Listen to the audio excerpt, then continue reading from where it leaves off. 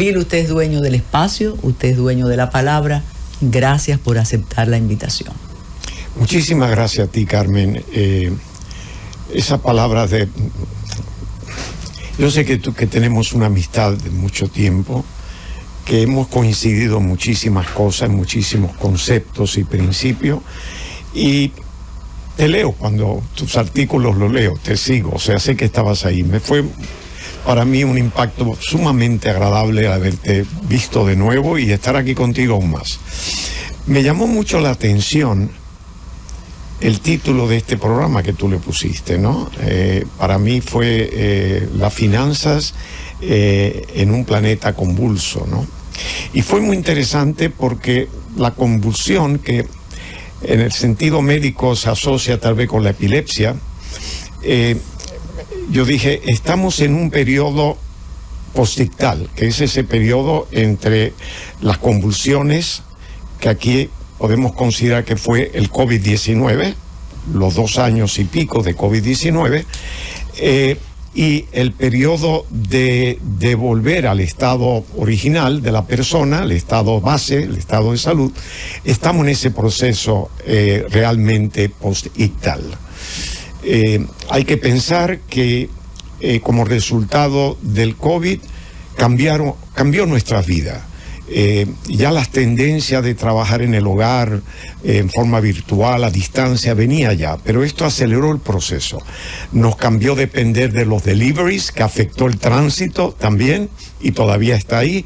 En fin, costumbres, culturas, muchos cambios. Sufrieron muchos negocios, otros se crearon siempre, como en todas las crisis, oportunidades. Y en fin, estamos en ese proceso porque la política monetaria en aquel instante de casi todos los países, incluyendo República Dominicana, por supuesto, que fue casi pionera en las medidas que tomó, de una expansión monetaria acelerada y masiva para mantener la economía funcionando.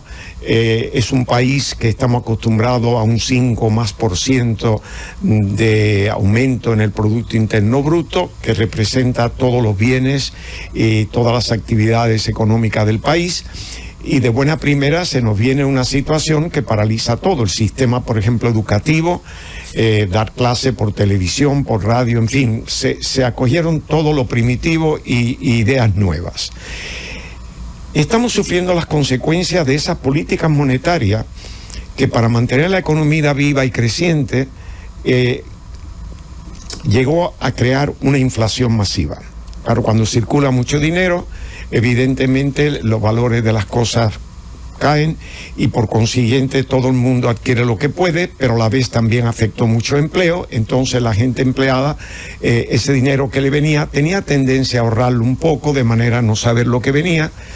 Y finalmente las medidas de expansión tuvieron que ser cambiadas en una vuelta de 180 grados. Es decir, de poner dinero a circular masivamente a retener el dinero. De manera que así como las tasas de interés con un dinero que estaba disponible abiertamente bajaron muchísimo, de buena primera empezaron a subir con la restricción monetaria. Se retiró dinero, se retiró circulando. ¿Y eso se decide, esas políticas monetarias, la decide quién? ¿Cada estado o es como un Bretton Woods? Banco Central. Okay. Los bancos centrales usualmente son independientes del Estado. La política monetaria es una que maneja el Banco Central, cuyo objetivo es la creación de empleos y el control de la inflación. El gobierno central maneja los impactos en la economía por el elemento tributario. Ahora, las medidas, por ejemplo, del valor del dinero, del circulante, que baja su valor cuando hay mucho circulando y aumenta su valor cuando, como todos los productos, cuando se restringen. Ese es el Banco Central. Y han sido medidas tradicionalmente, hasta el COVID, de corto plazo.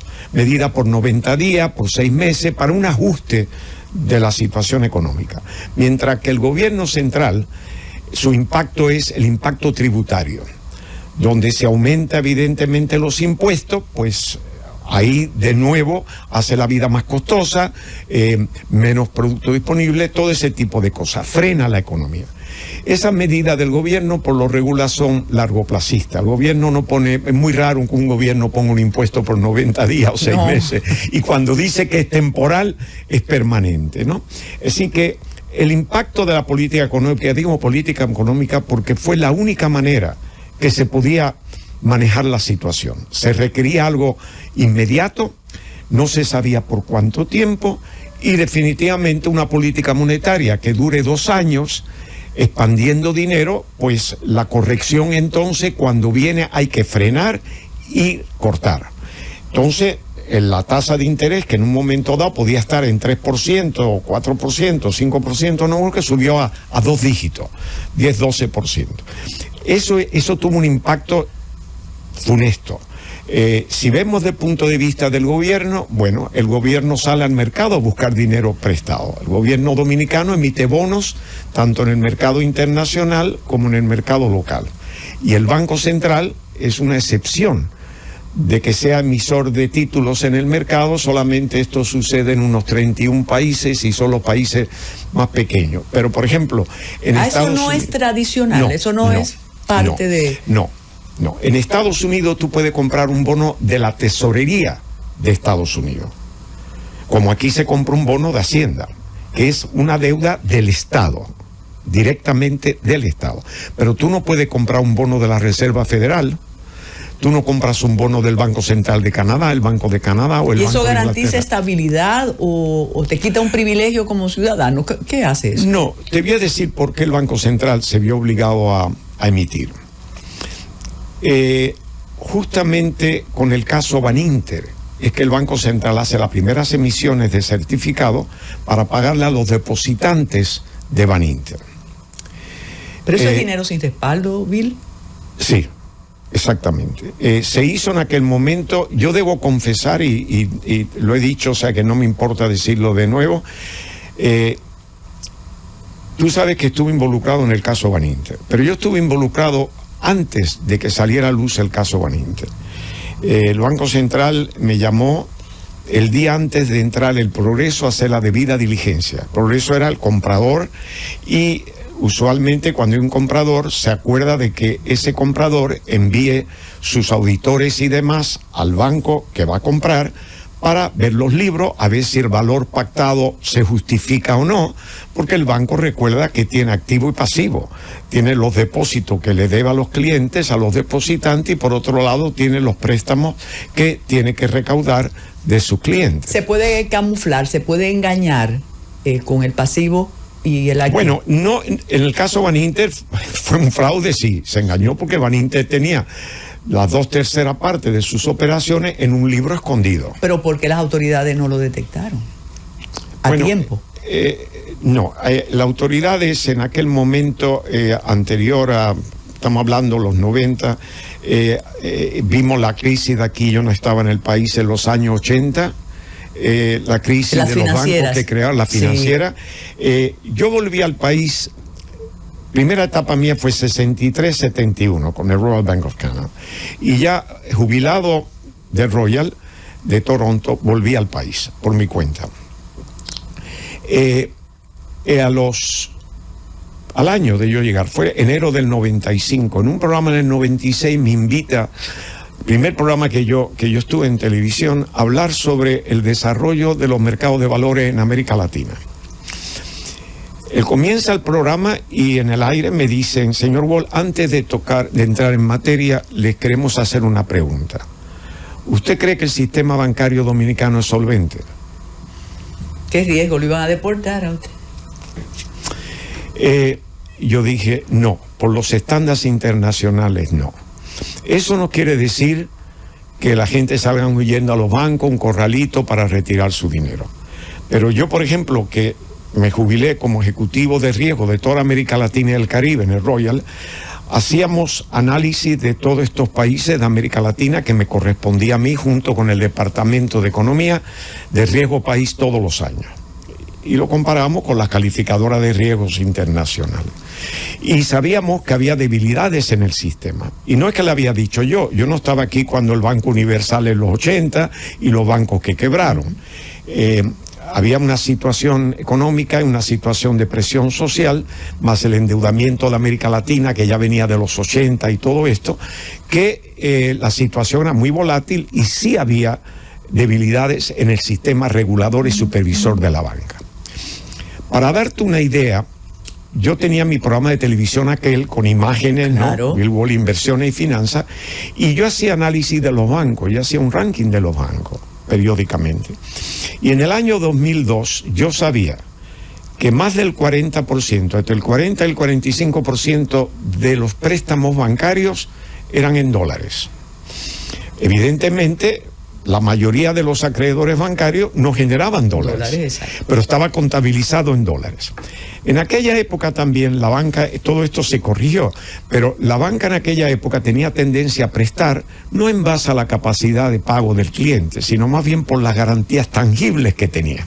Entonces, si te prestaba, por ejemplo, $1.000.000, no te daban los dólares, por supuesto, te daban el equivalente en peso, pero $1.000.000 cuando estaba al 15, al 16, pues la garantía tenía que ser, dame una garantía, y la propiedad podía valer 20 millones de pesos. Y tú decías, bueno, un préstamo 14, 15, 20 millones, el banco está cubierto. Claro. Supuestamente. En el periodo 96-2000, el primer periodo del gobierno de Leonel Fernández y el primer periodo como gobernador del Tobaldel Alviso, el actual gobernador del Banco Central, él introduce un sistema muy interesante, que yo también lo analicé en un ¿El programa. cual? ¿Valdés Alviso o el Alviso. presidente Fernández? No, Valdés Alviso. En la política monetaria. Él establece un sistema sumamente interesante, que es la depreciación del peso anual basado en la tasa de inflación. En inglés se llama un crawling peg. Se va fijando el valor gradualmente. Y por eso yo mi programa tenía todos los datos. El peso dominicano se graduaba 3,75 anual. Y todo el mundo sabía que el peso se iba a debilitar. Los inversionistas extranjeros fascinados, porque podían saber a dónde llegaba. Nosotros, fabuloso, porque se controlaba la depreciación, hacía perder el valor de la moneda y él lo depreciaba de acuerdo a ese valor. No era flotante. Entonces él controló eso muy bien, esos 4 años. Pero ¿qué pasa? Cuando cambia de gobierno, cambian de gobernador del Banco Central. Y el gobernador del Banco Central cambia su política monetaria y su política cambiaria. Y por consiguiente deja flotar, quita el crawling peg. Pero después de 4 años, tanto la banca como los clientes estaban acostumbrados a tomar un préstamo contabilizado en dólares y saber que si le cobraban el 14%, que era lo que se cobraba por un préstamo en dólares, que a fin de año lo que tenía que pagar más por los intereses y pesos era un 4%, 18%. Y no tenía problema. Se pensaba, se ignoró. ¿Por qué se cambia entonces esa política si lo otro resultaba, Bill Gould? Bueno, primero porque cada uno tiene su librito y normalmente no es común tener un crawling peg.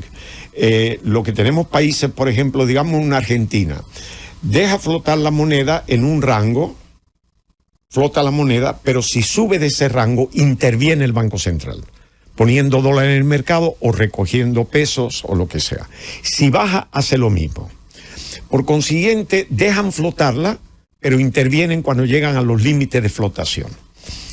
La situación de República Dominicana y la economía nuestra del momento y la actual permitió esta idea del crawling peg, que yo inclusive lo hablé varias veces con Héctor, que soy mi amigo de él, y yo hice un programa sobre eso, comparando nuestra moneda con las monedas que flotan totalmente, como es el dólar, la libra esterlina, las monedas de reserva internacional, el euro, o países que tienen restricciones cuya moneda no es de intercambio internacional, entonces pone la banda de flotación y los límites alto y bajo. Entonces yo hice un programa sobre eso. Y lo interesante de esto es que un día en una actividad social, Héctor me dice, oye Bill, ¿cómo se te ocurrió? Él veía mi programa, ¿cómo se te ocurrió esto de hacer la comparación? Digo, bueno, yo tenía que tener un tema y cogí ese tema. Me dice, no, porque yo tuve una reunión de gobernadores de Banco Central en París, y como yo veo tu programa, y se grababa, entonces lo grababa. Lo presentó. Me llevé y presenté. Yo me río mucho porque digo, pero tú te das cuenta que eso es plagio. Sí. Quiere decir que la próxima vez que tú vayas a París, me llevas a mí. Claro. Tú te puedes llevar todo el material mío, nos despedimos al llegar en el aeropuerto y nos encontramos a volver. Tú me cuentas todo lo tuyo, yo no te voy a contar nada de lo mío. Entonces queda así. Pero él dice, no, llamó la atención, fue muy interesante la comparación. Él supo utilizar ese sistema para República Dominicana, lo acomodó aquí y lo llevó. Desgraciadamente no hay garantía de que un cambio de un gobernador de un banco central va a mantener la misma política monetaria. Tiene su propio librito, su propia creencia. Pero también hay que pensar en el momento económico. Si tú te encuentras con un sistema bancario que ya venía con ciertas debilidades estructurales y, en fin, de apertura, recuerda, en los años 60, cuando ellos estaban aquí, la banca la componía Royal Bank, Scotia, Citi, Chase, que vino, el Citi y el Chase vinieron después de la muerte de Trujillo, pero en fin, porque el Citi estaba aquí, pero en el año 41 se va de aquí. ¿Y había tanto movimiento financiero, monetario, para que existieran esos bancos aquí? Esos bancos vinieron aquí cada uno por su motivo. El Royal vino por la South Puerto Rican Sugar. El Royal abrió en Cuba, en Puerto Rico en el año 7, en 1898 en Cuba, y era el banquero de la South Puerto Rico. En la South Puerto Rico tuvo interés en los terrenos que hoy son Central Romana. Claro. Y aquí no había banco formal. Entonces, eso fue en el 11. En el 11, la South Puerto Rican Sugar, en 1911, le dice a Royal, ¿ustedes estarían dispuestos a apoyarnos abriendo una sucursal en Santo Domingo? Y el Royal siempre ha seguido a su cliente y dijo, sí, vamos allá. Vinieron acá y abren en el 12. Y abrieron aquí en la capital, febrero de 1912, y a los 15 días en San Pedro, porque la idea era apoyar. Y los ingenios, el sector azucarero. Además, San Pedro era un puerto importante en aquella época, la Sultana del Sur. O sea, no era para el ahorrante privado. Pero espérate, porque cuando hiciste la referencia anterior, nos dejaste en el caso Baninter. Sí, cuando te dicen la opinión que tú tenías sobre el caso Baninter. Entonces, el caso Baninter, obviamente, cuando yo tengo la información en mi programa de que hay un 40 a un 45% de los préstamos en dólares, y sabiendo que el dólar se estaba disparando, ya en el año 2000, cuando entramos en Baninter en abril, entró el Banco Central en Baninter, yo fui antes, yo fui con el Progreso, pero entramos, estaba en 21. Fíjate bien que los préstamos al 14-15 con garantías, acuerdo a eso, un 20% de margen, ya estaban delicados. Entonces no había dólar en el país.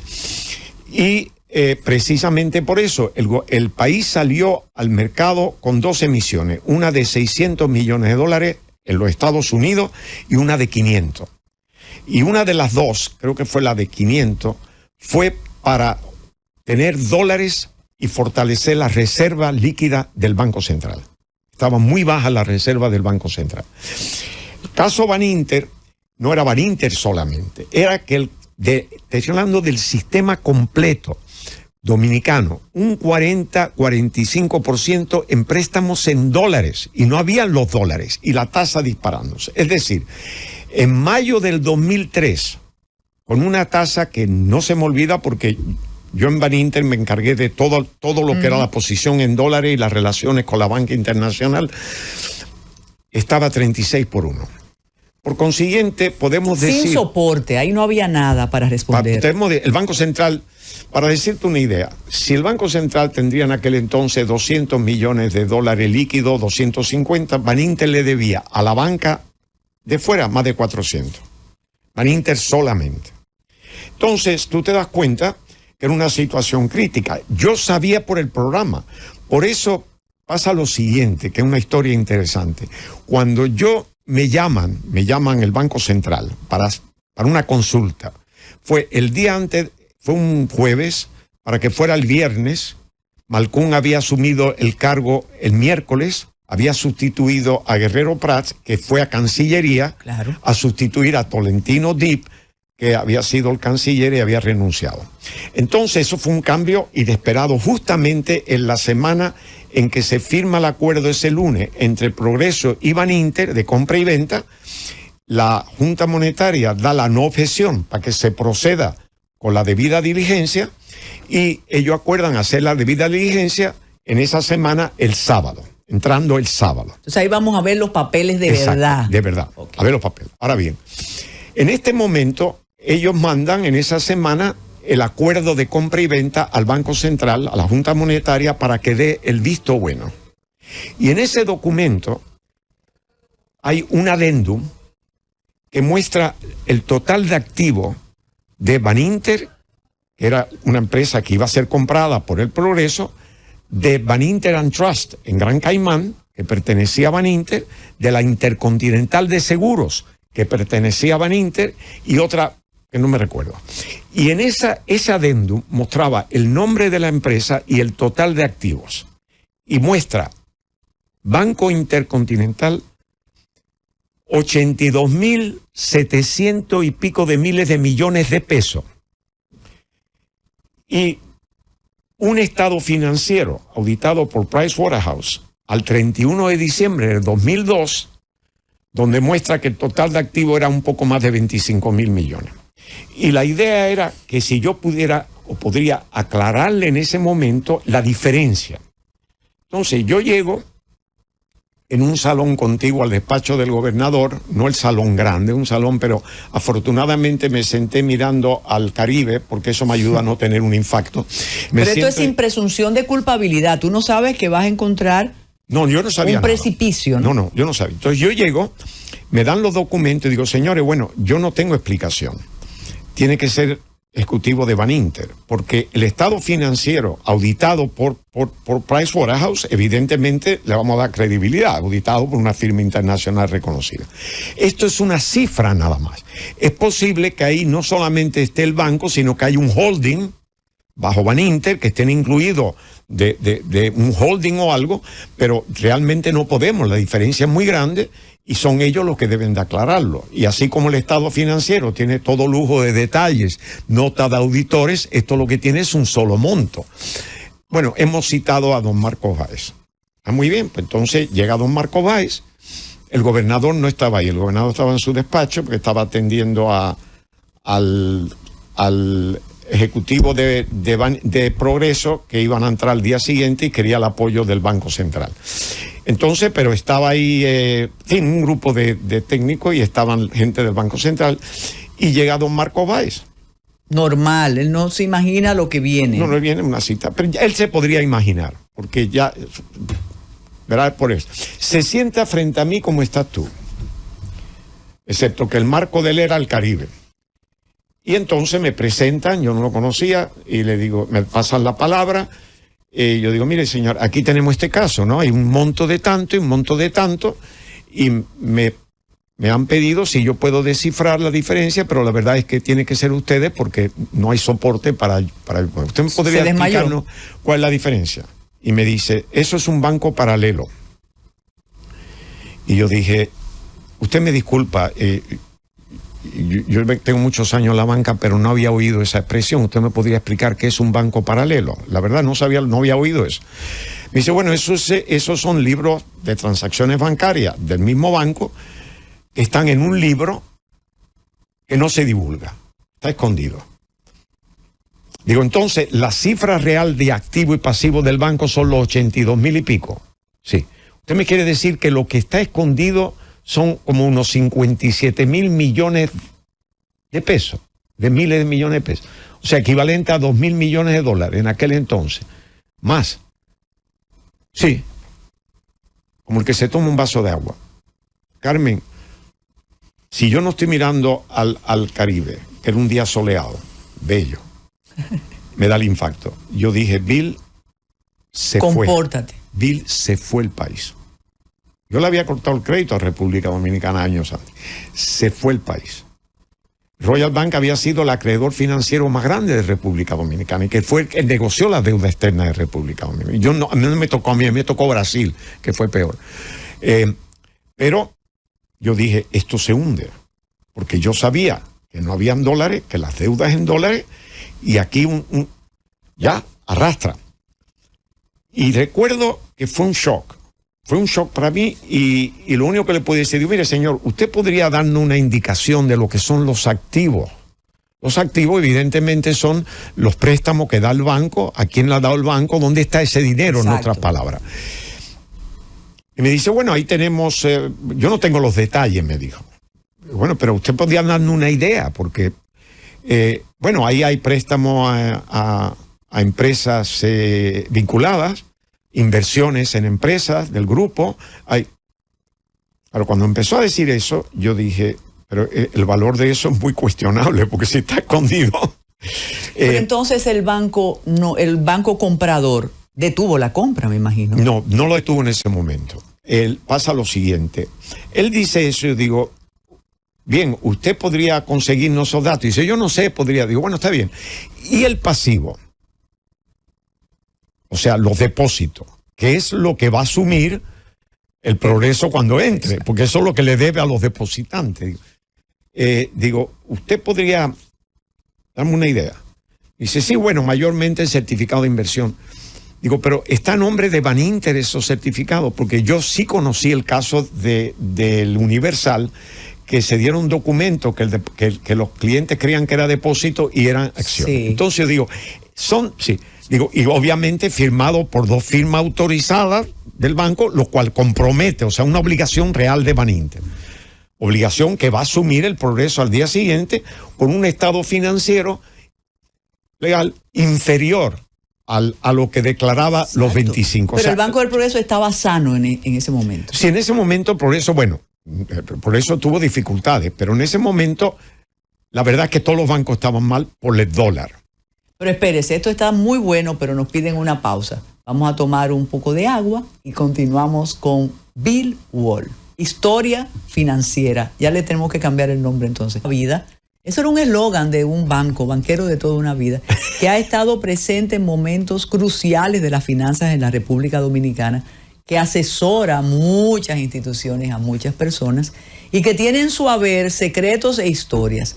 El título del programa de hoy, Finanzas en tiempos convulsos, se ha convertido en la historia de aquel estremecimiento financiero que, como usted dijo, se cae el país.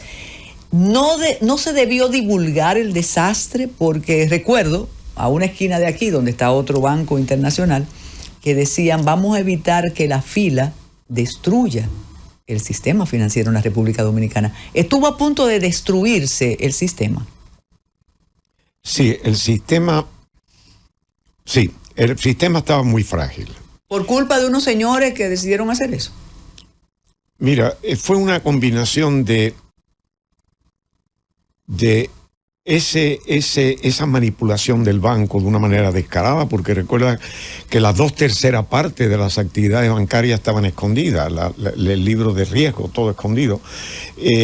Y la verdad es que la debilidad de aquel entonces de los reguladores y supervisores,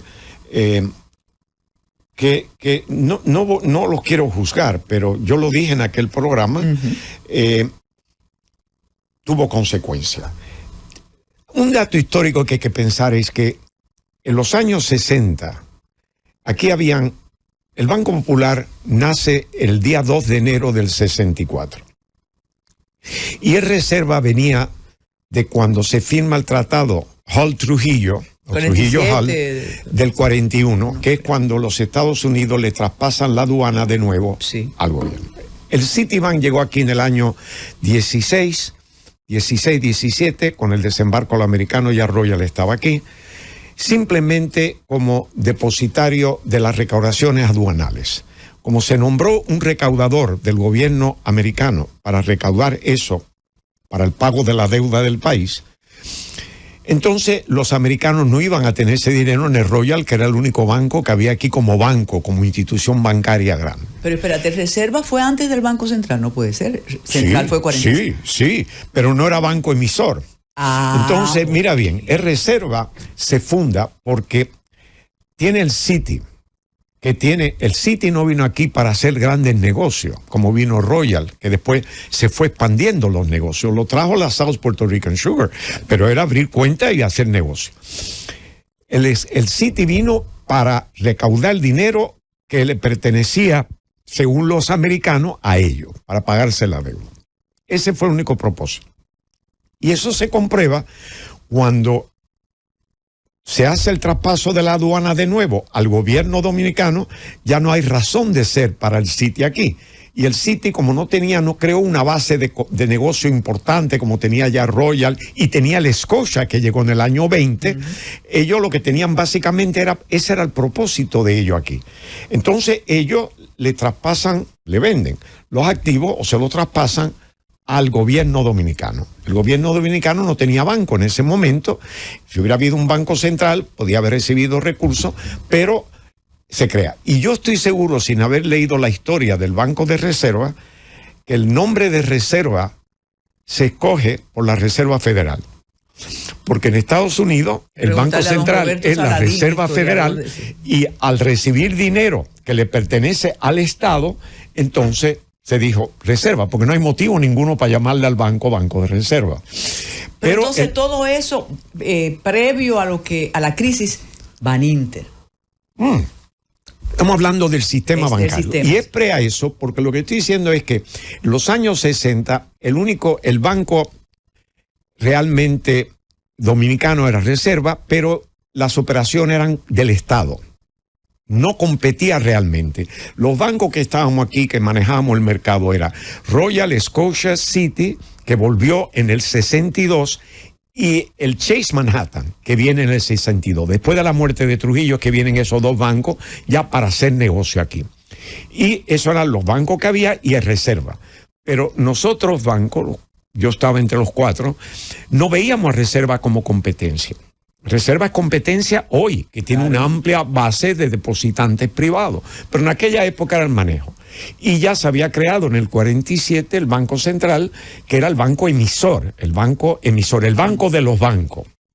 Y el Reserva pasó a ser un banco comercial realmente del Estado. Entonces, la gente y el sistema de superintendencia de banco y regulador es acostumbrado a 4 bancos que eran de los bancos grandes del mundo. ¿Quién va a cuestionar, por ejemplo, unos bancos de esta índole? Nosotros teníamos la auditoría de Canadá. Como éramos banco cotizado en el mercado de valores, los 4 bancos teníamos auditores en casa matriz que venían los libros. Nosotros éramos sucursal de todas las operaciones para poder cotizar el Royal en la Bolsa de Valores de Toronto y la Bolsa de Valores de Nueva York. Es decir, tú tienes una serie de auditoría de condiciones. Eso no existía aquí antes de la ley no existía. O sea, no había. Eso los bancos. ¿Cómo en Gran Caimán podía funcionar entonces un banco que estaba hueco, como usted dice? Porque hay offshore. Aquí no tenemos la ley offshore. El banco offshore, por lo regular, puede prestar, pero no recibe depósito del país, de los residentes del país. Vienen de fuera. Normalmente buscan recursos de fuera y prestan para afuera. Si no se compra, si no quiere el Banco del Progreso comprar Baninter, ¿no nos hubiéramos dado cuenta de la crisis? No, ¿O eso iba a explotar? Iba a explotar. ¿Cómo? Porque, bueno, muy sencillo. Fíjate bien que vámonos al caso que lo hubiera explotado y a lo mejor no hubiera sido necesariamente el Baninter el primero. Pero tú tienes una condición donde el Baninter y todos los otros bancos cobraban el 14% anual por los préstamos en dólares. Y al final del 2002 ya andaban por sobre alrededor del 33 en pesos y 14 en dólares. La diferencia entre el 33% en pesos y 14 es una diferencia exorbitante. Te dice que hay algo que no va. No va. Entonces, eso es lo primero. Lo segundo es que la gente se habían concentrado en dólares precisamente por eso. Porque si se habían acostumbrado con Héctor Valdés Albizu de que se depreciaba el peso, digamos, un 4%, tú tienes una deuda en dólares, pero al final del año te va a representar un 4% más. Entonces, comparado con pagar 33, entonces tú te conformas. Ahí se ignoró por completo el riesgo cambiario, porque no se esperaba con la entrada del nuevo gobierno. ¿Iba a llegar un momento que el banco no podía responderle a los clientes? No, es que ya no podía. Cuando nosotros intervinimos, el banco no podía responder a los clientes. No podía. La intención de Baninter, recuerda, fue comprar la Asociación Popular de Ahorro y Préstamo. Y ya los cheques de administración estaban emitidos. Se echó para atrás porque eso fue una operación ilegal. ¿Y por qué llamaban a algunos clientes para pagar? ¿Eso eran grupos privilegiados? Bueno, los que realmente mantenían dinero ahí, que ellos no querían que se fuera, porque le hubiera puesto la situación más difícil. Pero en realidad tú creas un esquema donde tú vas emitiendo títulos pagando altas tasas. Por ejemplo, llegaron a pagar el 36. Entonces, un banco que cobra el 33 y paga el 36, ya sin ser tu banquera, sin ser financista, tú te estás dando cuenta que hay algo que no va. ¿Pero quién ganaba con ese esquema? ¿Los dueños del banco? Los propios de ellos, porque ese dinero lo invirtieron en muchas cosas. Mira, ahí hubo dinero que se invirtió en inversión. Había un yate, Patricia, que eso se echó para atrás, que ya estaba comprado. Pero eso es personal. Aviones, Intercontinental de Medios, una cantidad de operaciones enormes con dinero de los depositantes. Es decir, tú llega un momento, tú creas un esquema Ponzi que tú no puedes sostener. Tú ya estás recibiendo dinero para pagar intereses altos. Entonces la ingenuidad del cliente seguía sosteniendo eso. Pero, claro, porque tú me estás pagando. Pero no solamente eso, había instituciones bancarias que tenían depósitos grandes en Baninter. Por eso cuando yo dije que había que pagar, y vieron muchos que dijeron que no, que yo estaba erróneo, que eso no se tenía que haber pagado, que la gente tenía que haber perdido su dinero. Dicen que fue un error del gobierno. Eso es no conocer la banca. Porque entonces eso no fue un error del gobierno pagar. No, eso fue, yo lo recomendé para empezar. Y otros más conmigo lo recomendaron. Y lo que decían que teníamos que esperar 10 años para recuperarnos, ¿eso es cierto? Por lo menos. Pero había una cuestión importante. Si tú tienes, yo por ejemplo, yo entré con el Progreso, y esto es muy importante, porque cuando yo estoy ahí, yo dije, en ese instante que yo me entero de la situación, dije, echen para atrás la fusión. Corten la fusión. Hubo un titular inolvidable. Digo, que echen para atrás porque si tenemos, ya se había ido, porque Marco va, dice, yo me puedo ir, digo, sí, pero trate de conseguirnos toda la información. Y nos mandó sobre los pasivos, los depósitos, pero lo otro no llegamos a recibirlo en ese momento. Pero era evidente que si tú escondes operaciones por más de 2.000 millones de dólares en pesos, primero no sabemos, pero es evidente que hay un riesgo. Y te han dicho que son préstamos a vinculadas. ¿Qué garantía tiene eso? Inversiones. Es un fraude. Entonces, yo lo que en ese momento dije, echen para atrás la fusión. Me dijeron, eso no se puede echar para atrás, ya está comprometido hasta el presidente de la República. Digo, echen para atrás. Esto arrastra el sistema. Porque este banco es el más grande del sistema a los 83.000 que no han confesado aquí. 83.000 millones es casi del tamaño de Reserva y Popular. Eso dice uno de los dueños, Ramón Báez Figueroa, que lo que pasó fue casi producto de la envidia que le tenían a aquel. No, ese era el valor libro. No era. Eso real. No es el valor real. Pero él dice que hay una deuda con él. Hombre, no, él va a vivir 1.000 años y no tiene con qué pagarle al país. Él puso el país en la ruina. Estemos claros. Te voy a decir ahora por qué. Y por qué pudimos salir de esa ruina. Había que echarlo para atrás. Era mucho dinero. En el año 2003, a principios de 2003, el equivalente de 2.000 millones de pesos con una tasa de cambio que se estaba disparando entre el principio de año y en mayo subió de 21 a 36 por 1. Bárbaro. Y llegó hasta 50 por 1. Ahora, imagínate tú, todos los bancos prestando en dólares, pero daban pesos, con garantía en pesos. Si tú tienes un préstamo a una tasa del 15 al 16, tú puedes tener $1 millón. Ponle $1 millón. Ponle que equivale a 15 millones de pesos. ¿Ok? Y se te dispara eso a 36, más del doble. ¿Qué garantía tienes tú? La garantía no te sirve de nada. Quiere decir que técnicamente el sistema bancario dominicano, y lo digo con toda autoridad, en mayo del 2003 estaba técnicamente quebrado. Después de la comparecencia de Malcolm, el 13 de mayo.